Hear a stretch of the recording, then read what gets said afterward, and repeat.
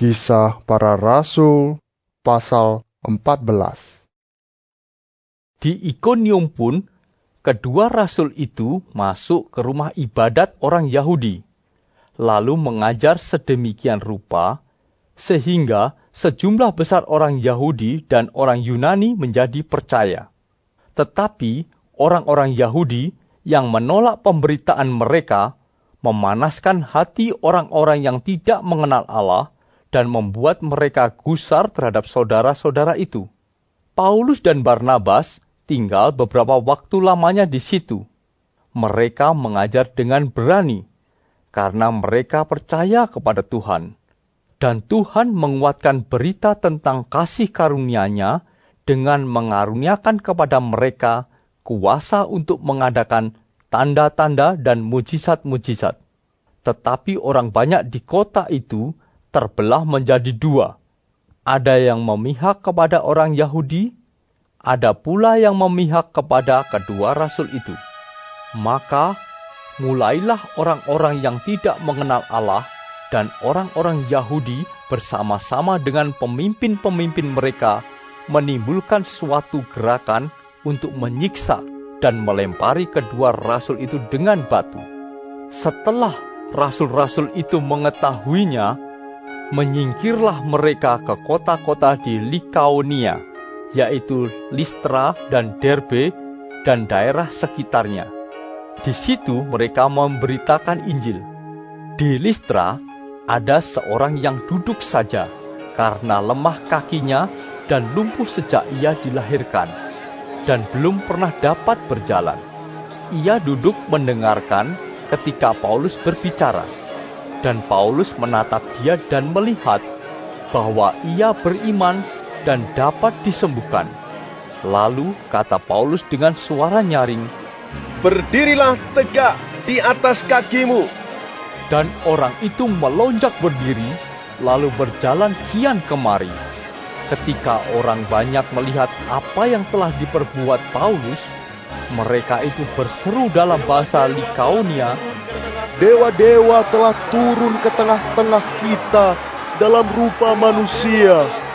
Barnabas mereka sebut Zeus, dan Paulus mereka sebut Hermes, karena ia yang berbicara.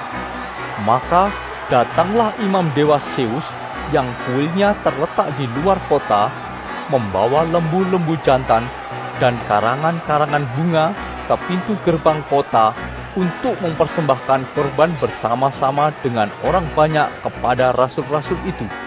Mendengar itu, Barnabas dan Paulus mengoyakkan pakaian mereka, lalu terjun ke tengah-tengah orang banyak itu sambil berseru, "Hai kamu sekalian, mengapa kamu berbuat demikian? Kami ini adalah manusia biasa sama seperti kamu. Kami ada di sini untuk memberitakan Injil kepada kamu, supaya kamu meninggalkan perbuatan sia-sia ini dan berbalik kepada Allah yang hidup, yang telah menjadikan langit dan bumi, laut dan segala isinya. Dalam zaman yang lampau, Allah membiarkan semua bangsa menuruti jalannya masing-masing. Namun ia bukan tidak menyatakan dirinya dengan berbagai-bagai kebajikan, yaitu dengan menurunkan hujan dari langit, dan dengan memberikan musim-musim subur bagi kamu. Ia memuaskan hatimu dengan makanan dan kegembiraan." Walaupun rasul-rasul itu berkata demikian, namun hampir-hampir tidak dapat mereka mencegah orang banyak mempersembahkan kurban kepada mereka. Tetapi datanglah orang-orang Yahudi dari Antiokhia dan Ikonium, dan mereka membujuk orang banyak itu memihak mereka. Lalu mereka melempari Paulus dengan batu dan menyeretnya keluar kota, karena mereka menyangka bahwa ia telah mati. Akan tetapi, ketika murid-murid itu berdiri mengelilingi dia, bangkitlah ia lalu masuk ke dalam kota. Keesokan harinya, berangkatlah ia bersama-sama dengan Barnabas ke Derbe. Paulus dan Barnabas memberitakan Injil di kota itu dan memperoleh banyak murid.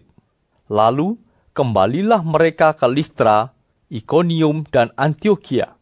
Di tempat itu mereka menguatkan hati murid-murid itu dan menasihati mereka supaya mereka bertekun di dalam iman, dan mengatakan bahwa untuk masuk ke dalam kerajaan Allah, kita harus mengalami banyak sengsara. Di tiap-tiap jemaat, rasul-rasul itu menetapkan penatua-penatua bagi jemaat itu. Dan setelah berdoa dan berpuasa, mereka menyerahkan penatua-penatua itu kepada Tuhan yang adalah sumber kepercayaan mereka. Mereka menjelajah seluruh Pisidia dan tiba di Pamfilia. Di situ mereka memberitakan firman di Perga, lalu pergi ke Atalia di pantai. Dari situ berlayarlah mereka ke Antiokhia. Di tempat itulah mereka dahulu diserahkan kepada kasih karunia Allah untuk memulai pekerjaan yang telah mereka selesaikan. Setibanya di situ, mereka memanggil jemaat berkumpul. Lalu mereka menceritakan segala sesuatu yang Allah lakukan dengan perantaraan mereka, dan bahwa Ia telah membuka pintu bagi bangsa-bangsa lain kepada iman. Di situ mereka lama tinggal bersama-sama dengan murid-murid itu.